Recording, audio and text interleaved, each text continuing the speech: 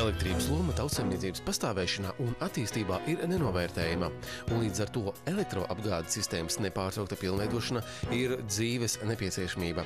Tādēļ akciju sabiedrība Sadales tīkli realizē dažādus investīciju projektus, modernizē objektus, un līdz ar to nākotnē arvien vairāk būs nepieciešami augsti kvalificēti speciālisti. Sadales tīkls kā sociāli atbildīgs uzņēmums iesaistās elektrozinību studentu, audzēkņu zināšanu apguvē, piedāvājot to, ko jaunieši apgūst skolas solā, iemācīties darīt arī praktiski. Sadales tīklā gadā mēs šādi mācām 120 praktikantus.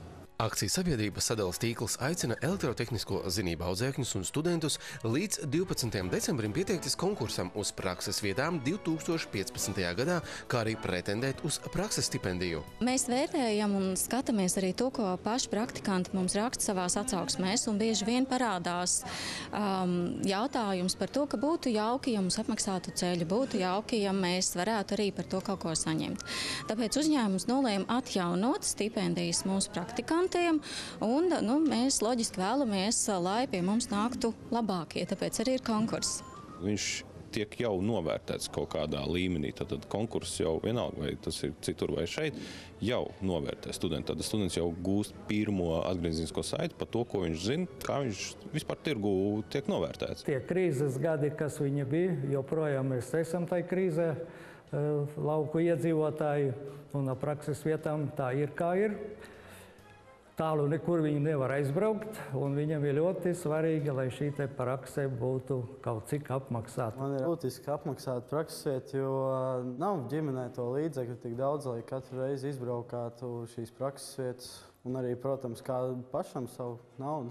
Lai veicinātu pieredzes apmaiņu, akciju sabiedrība Sadales tīkli kopā ar akciju sabiedrību Latvenergo rīkoja darba audzinātāju fórumu. Lai arī praktikantiem prakse būtu kvalitatīva, lai viņi sagaidītu to, ko viņi cer pie mums sagaidīt, mēs mūsu prakšu vadītājiem rīkojam arī pasākumu, kurā stāstam gan par jaunumiem uzņēmumā, gan arī par to, kādas ir metodas darbā ar jauniešiem. Un šī viņiem ir arī iespēja dalīties pieredzē, jo viņi zina, ka uzņēmums viņu darbu novērtē. Akciju sabiedrība Latvenergo un akciju sabiedrība Sadales tīkla prakses lietām pieiet ļoti nopietni. Praktikantu piesaistes procesā ir izstrādāta sava sistēma, kura nepārtraukti tiek pilnveidota. Uzņēmumiem ir laba sadarbība ar augstskolām un arodskolām, un tie saprot, ka viss nevar tikt uzvelts uz pedagogu un skolu pleciem, apzinoties, ka skolās nekad nebūs tāda tehniskā bāze, lai visas ar enerģiju saistītās lietas praktiski parādītu un iemācītu. Nobeigumā tikai atgādināsim franču rakstnieka un publicista Žozefa Žubēra teikto: apmācīt nozīmē mācīties divu tik daudz. 20. novembrī notika futbola kluba Jelgava sezonas noslēguma pasākums. Jāatzīst, ka iepriekšējā sezona klubam nebija no tām labākajām, bet kluba prezidents Māris Pēlēns bija apņēmības pilns. Es teiktu, mēs mēģināsim, turpināsim, trenēsimies, cīnīsimies un vajadzētu būt labiem pārsteigumiem nākamgad. Nešaubīgi var teikt, ka šis bija futbola gads Jelgavā. Ir izcīnīts Latvijas kauss, notikusi dalība Eiropas līgas kvalifikācijā un pēc 19 gadu pārtraukuma izcīnītas arī augstākās līgas medaļas. Būs vēl. Emocijas sit augstu vilni. Ir, kam stipri, ir, kam ir piezemējušies, ir, kam vēl turpinās. Es ceru, ka ļoti labi padarīts darbs. Jo pagājušajā gadā tam bija sākums, kad Māris Pēlēns stājās pie stūres un savāca komandas kodolu, un spēlētāji atnāca tādi, kuri grib spēlēt, kuri grib kaut ko izcīnīt.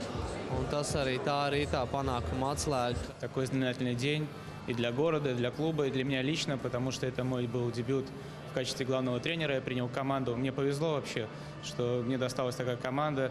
Мой предшественник Владимир Бешкарев очень хорошо подготовил ее, и мне оставалось только не испортить. И мне с этой задачей удалось справиться.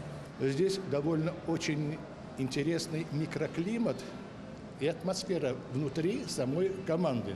Я такое вот явление, например, я повидал много команд, то именно вот состояние их, может быть, внутренней стороны души, именно внутренней, так как по футбольному, Вот это меня больше всего и поразило, удивило, ну и, я бы сказал, даже больше обрадовало. Gribētos novēlēt, lai šis izaugsmes posms kļūst par ļoti tādu stabilu mūsu ikdienu.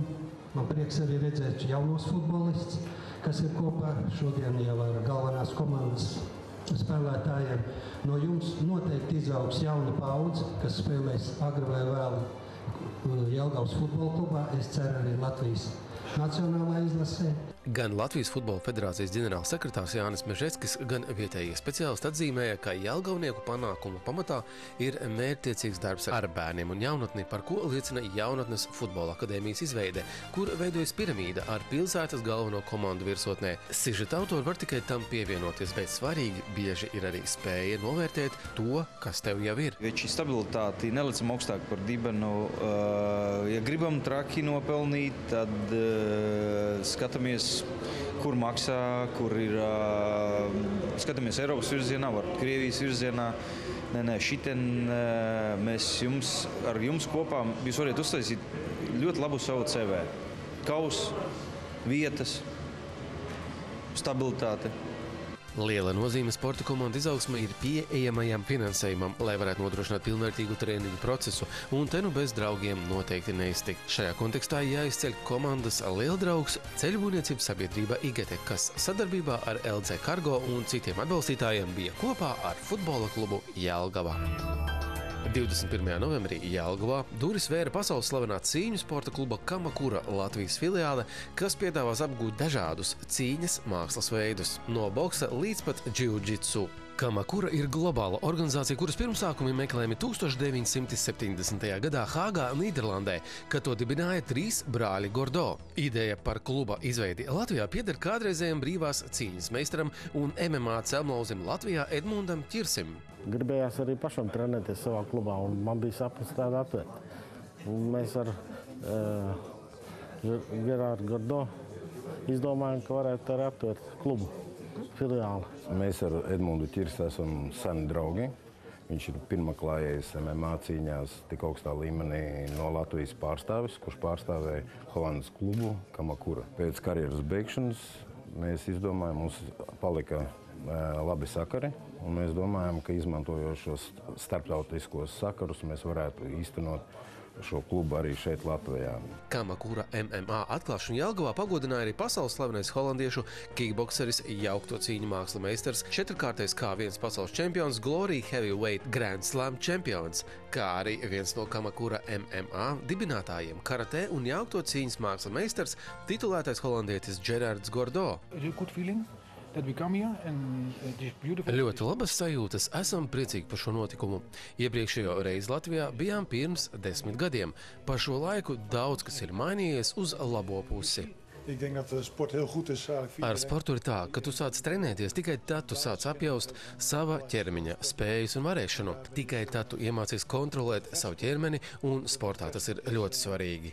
Man ir prieks, kad atbrauca pie mums ārzemju Holandas mūsu partneri.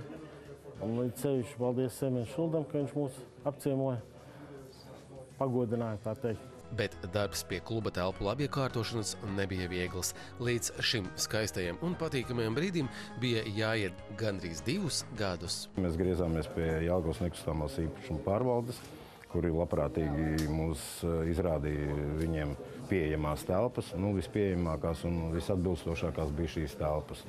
Ļoti labi izremontēts tagad ir un patīkami, kad ir beidzot piepildījies sapnis un kad ir telpas ļoti labas. Pieteikties nodarbībām var pie Roberta Romanovska, rakstot uz ekrānā redzamo e-pastu, vai arī dodoties personīgi uz sporta klubu Kamakura MMA, kur adrese ir Dobels iela 62A. Decembris būs tas laiks, kad mēs pa to mēnesi komplektēsim lēnu garu, saprātīgi un atbilstoši, lai visas intereses būtu kaut cik apmierināts. Visas vienmēr nekad nebūs, bet centīsimies to kaut kā izdarīt. Un no jaunā gada, es domāju, tad jau ar sakomplektētām grupām mēs sāksim kaut kādas nodarbības. Mēs aicinām jebkuru, sākot no 5 gadu vecuma līdz 1 vecumam. Tas ir atkarīgs no katra veselības stāvokļa, ko viņš var un ko viņš nevar. mūsu mērķis ir audzināt jauno paudzi, sākot no bērniem, lai viņi attīstās fiziski, lai nesēž tikai pie datoriem vai neskraida pa ielām. Pirmkārt, mēs domājam par bērniem, lai būtu izdevīgi treniņa laiki, lai nekavētu skolu vai sanāk izmācīties, lai tas, un pēc tam jau mēs skatīsimies ar pieaugušajiem, jo pirmkārt jau bērniem tas viss ir domāts. Jaunajā klubā ir padomāts arī par bērnu vecākiem, lai tiem atvedot savas atvases uz treniņu būtu ko darīt, kamēr notiek nodarbība. Proti ir izveidota speciāla vecāku telpa, kur ir gan televīzija, gan internets, gan arī ir iespēja uz ekrāna vērot treniņu procesu. Novembra sākumā Jelgavas iedzīvotājiem un pilsētas viesiem tika pasniegta dāvana, kas tika darināta 3 gadus. Tika atklāta pasta sala, kas tagad ir kļūsi par būtisku Jelgavas infrastruktūras sastāvdaļu. Pasta salas atzimšana paver jaunas iespējas pilsētas kultūras un izklaides dzīvei. Viena no būtiskākajām ziemas izklaidēm ir slidošana. 20. novembrī Jelgavā uzsākta pilsētas publiskās slidotavas pasta salā 2. sezona. Kad pilsētā ir iespēja kaut kur aizvest bērnu pasportot, un ja tas ir vēl bez maksas, nu kāpēc nē? Un skolā viņiem pagājuši gadu bija skolas programmā, mācījās slidot, tā kā prasmes ir iegūtas, un te tikai papildinājums. Tā kā mēs izdomājam pēc skolas atnākt pasportot. Man patīk visvairāk tur slidot. Mēs uzreiz nodomājam, ka jānāk jau uzreiz, kā varēs slidot. Šīs sezonas jaunums būs slidojumu seansi ar hokeja nūjām un iespēja ledus laukumu iznomāt organizācijām un privātpersonām. Ņemot vērā apmeklētā izrādīto interesi, laukumā būs iespējams trenēties un spēlēt hokeju ar nūjām un ripu. Uz laukuma tiks izvietoti vārti un uz bortiem nostiepts drošības tīkls. Tāpat drošības apsvērumu dēļ noteikti atsevišķi slidojuma seansi, kuros uz laukuma pēc katra apmeklētāja iespējām vēlams atrasties hokeistu formās, rūpējoties par personīgo drošību. Man slidošanā patīk, ka te ir brīvais ledus un pa slidām nav tik dārgi jāmaksā kā visur. Un ja ar savam slidus, tad ir vispār ļoti lēti. Mēs brāli visu laiku par hokeju nūjām un florbola bumbiņiem spēlēt uz vienu laukumu. Nevajag tā uztraukties, ka kaut kur ielūzīs, piemēram. Tā ir drošāks. Man ļoti labi, es varētu nodarboties katru dienu. Nāks te ar vien biežāk. Kopīgas brīvā laika aktivitātes vieno dažādus kolektīvus. Hokeja spēļu, turnīru organizēšanai un izklaides lidojumiem savā draugu un paziņu lokā turpmāk iespējams nomāt visu ledus laukumu. Ledus laukuma rezervāciju iepriekš nepieciešams pieteikt pa ekrānā redzamo tālruni vai rakstot uz e-pastu. Slidotos darba laiks sadalīts seansos, kas ilgst 1 stundu. Maksa par slidojumu seansu ir 2,5 eiro, ar hokeja nūjām 3 eiro. Darba dienu seansos 14 un 16 un brīvdienu seansos 11 un 13 slidot bez maksas iespējams skolēniem, invalīdiem un pensionāriem. Slidu nomas maksa paredzēta 1,5 eiro. Slidu asināšana maksā 3 eiro un jāņem vērā, ka slidas būs jāatstāja līdz nākamajai dienai. Vasarā pasta salā pagūts izbūvēt pilsētas slidotavai paredzētās telpas, kur arī turpmākos gadus atradīsies slidu noma, kase, telpa apmeklētājiem. Jāatzīmē, ka pērn slidotava tika atvērta tikai Ziemassvētku laikā, un līdz tās slēgšanai 24. februārim tā tika apmeklēta 8152 reizes. Nākamgad slidotavai būs arī jumts, un to vairs neietekmēs laika apstākļi, kā arī būs vasaras versija inline skrituļu slidu laukums. Jelgavas pilsētas centrā Pasta ielā 41 ir atklāta pirmā Jelgavas novada mairažotāju produkcijas biedrības pārtikas amatnieki pastāvīgā tirdzniecības vieta. Veikals, kas Latvijā ir pirmais šāda veida projekts un apliecinājums Jelgavas novada pašvaldības mērķtiecīgajam atbalstam mazajai uzņēmējdarbībai. Apakaļ vairākus gadus jau mums novadā radās mairažotāji, kuri ražoja priekš savus iztikas sākumā, pēc tam nedaudz sāk tirgoties, lai uzturētu savu ģimeni, lai varētu bērnus laist skolā. Mēs sapratām, ka viņiem ir jāpalīdz, ka viņi nav spējīgi paši iziet plašās tautās, jau tāpēc deputāti to ideju atbalstīja un sākām domāt par to, kādā veidā, ne tikai vārdos, atbilst uzņēmējdarbību, bet reāli dzīvē. Šeit ir piemērs, kā to var izdarīt pašvaldība vēlās. Iepriekš mēs arī palīdzējām viņiem šeit veidot tirdziņus pilsētā, bet tad uznāk lietas un tās būdas, visādas problēmas. Un ja regulāri nav prece, cilvēks jau pierod pie tā, ka regulāri jābūt. Ja? Tāpēc mēs šīs telpas ilgi meklējām. Jā, mums bija citas domas pilsētas centrā, būvēt savādākas mājas. Pilsētas doma, tur bija pretenzijas pret to visu. Atradām šos veikalu telpas, ja? Un tāpēc domāju, ka šeit būs ļoti labi pašā centrā. Un jebkurš visi tie, kas ir maražotāji, arī mūsu amatniecības biedrības, kas ir novada biedrības, ja, kur nodarbojas ar aušanu, tur tamborēšanu, pārējie kokamatnieki, arī tie varēs visu savu produkciju šeit realizēt. Priekšroka Jelgavas novadam, jā, un lai būtu lielāks sortiments, es saprotu, ka arī uzņēmēji, ka mēs viņu runājam, viņi gatavi būs ņemt no blakus novadiem produkciju, lai šeit būtu sortiments. Jā, nu, vienu gaļu un pienu netirgos, jā, cilvēki arī maisi un krējumu un arī ogas vai ābolus, jā. Un tāpēc blakus novados, kur tas ir, šeit būs iespēja, protams, zinām, samaksa savādā. Nu, tur, protams, tas ir nianses darba jautājumi, jā, bet pamatā, es domāju, ka galvenais, lai šī lete būtu pilna, šeit vienmēr būs daudz cilvēku. Mēs atbalstījām savus uzņēmējus. Ja? Tāpēc mēs izveidojām tādu no pirmajiem tās variantiem kopbiedrību, izveidojām mūsu novada šīs amatniecības biedrības, ja? Uztaisīja līguma sadarbības ar šiem mājražotājiem. Ja? Un mēs atbalstam drīkstam savas biedrības. Ja? Un mēs šādā risinājumā, šādā modelī atradām juridiski pareizu, korektu variantu, kā mēs varam finansiāli palīdzēt iekārtot šos apstākļus. Un ieguvēji ir visi, gan mūsu amatnieki, gan arī mājražotāji. Man ir patiesi prieks, ka tieši arī Jelgavas novada pašvaldība ir pievērsusies mazajiem un ģimenes uzņēmumiem. Jelgavas novada pašvaldības piemērs ir ļoti labs piemērs, un es aicināšu arī citas pašvaldības sekot šim te piemēram, un tas ir reāls veids, kā mēs varam savus ģimenes saimniecības un savus mikro uzņēmumus reāli atbalstīt. Pēc svinības lentes pārgriešanas tās pašas dienas pēcpusdienā veikalā iegriezās arī pirmie pircēji, kuri ļoti pozitīvi vērtēja tādas tirdzniecības vietas atklāšanu. Un tie atzina, ka tiem patīk maize, kuru apmīļojas cepējs, nevis kuru sagatavot elektriskajā krāsnī milzu rūpnīcā. Labāk 2 riku vietā apēst vienu, bet vismaz tu zināsi, ka tu ēd veselīgu pārtiku.